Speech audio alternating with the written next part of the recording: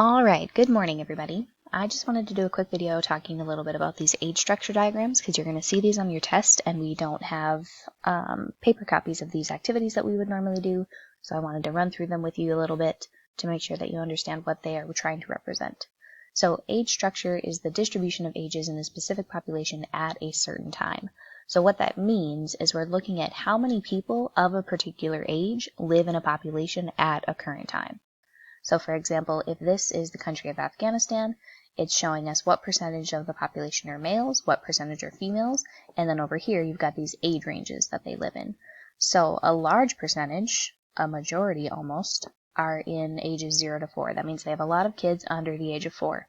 They've got slightly fewer from 5 to 9, slightly fewer from 10 to 14, and then a little bit less for 15 to 19, and you can see it goes up and up and up. So what that indicates is there's a lot of young children right now, so the population is going to grow very rapidly in the next 10 to 20 years because a lot of these kids are going to eventually grow up, they're going to get married, or going to have their own families, so they're going to have more population growth, assuming that this pattern stays the same. So whenever you see one of these graphs that has a lot of young people at the bottom, that's an indication that we're going to see rapid growth.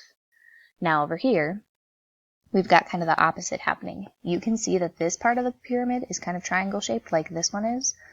So that indicates that we had that pattern for a while. But then around this time, which was probably 40 to 50 years ago, our population growth slowed down quite a bit. You can see it kind of leveled off where the bottom of the pyramid is almost kind of rectangular shaped, not perfect, but pretty close. So we have a big bulge kind of here in the middle, and then population growth slowed down a little bit. So now we don't have that huge cluster of young people down at the bottom, so that indicates that we have slower population growth. Whereas this one is the opposite in altogether. This one is almost an upside down pyramid if we look at it from till about 55. So you can see we've got another bulge in the middle, but here each level of children that are being born is getting smaller and smaller and smaller. So that's showing a decrease in their growth rate and in their population size. So Italy is having fewer children than they were probably 30 to 40 years ago because they've got this big bulge here, and then you can see they start having fewer and fewer children.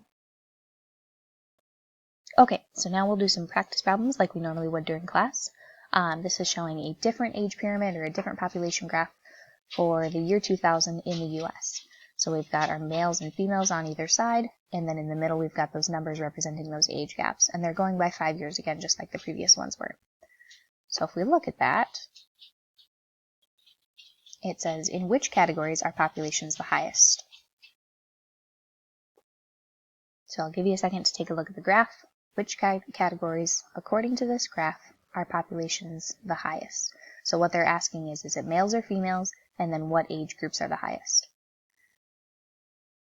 And then the second question says, in which category is the population of males and females the most different? So where do we see a difference in the male group versus the female group, and why do you think that is? And then the last one, how many millions of males and females are shown in your age category? So find your age bracket, how many millions of males and females are in your age category in the year 2000. Okay, and then just a quick reminder, remember if it's mostly pyramid shaped, that means we have a lot of young people. They're going to reach reproductive age, meaning they have their own kids sometime soon. That's usually indicating that we have an expanding population. If we have kind of a straight up and down or maybe a curve towards the top, that's usually stable population growth. People are being born to replace the ones that are dying, but we're not growing very quickly. And then if we have a bulge in the middle and then it's getting skinnier towards the base, that's indicating that we don't have enough young people to replace the ones that are dying off. Population growth is going to decrease. Now, just one more quick thing. I want to talk about which countries we're likely to see these patterns in. So in the United States, we were kind of between that slow and stable growth. That is because a lot of people now tend to have fewer children than they did maybe 20 to 50 years ago. For example, my mother has 4 kids, and she had her first kid by the time she was 22. I am 27, and I have 0 kids, so I'm already on a path to have fewer children than my mom did. So that's just a trend that is happening in society. People are tending to have fewer or no children at all. When we see populations that have rapid growth, like this triangle-shaped one over here where there's lots and lots of kids, those tend to happen in those developing countries like we've talked about, where maybe women don't have access to careers, where maybe they don't have access to good education or good health care and birth control. So they're going to have a lot of children. But as you'll notice, many of those kids maybe don't make it all the way up to adulthood. The population tends to narrow off after 65. Whereas here in the US, if this is the US, we do have a lot of those adults make it all the way to adulthood. They live into their 80s or 90s. They're doing very well. And then this last one where we see shrinking, that is where a population has done this to the extreme, where they're having fewer kids significantly, like there are a lot of adults who have no children at all. So this happens in mostly developed countries. So we're seeing this pattern happen in Japan. People are having way fewer kids. I think France was a good example of this. People are just not as pressured to have kids anymore. So they have fewer or they have none at all, and that's okay. So we're going to see developing countries, and then we're going to see these patterns more in developed countries.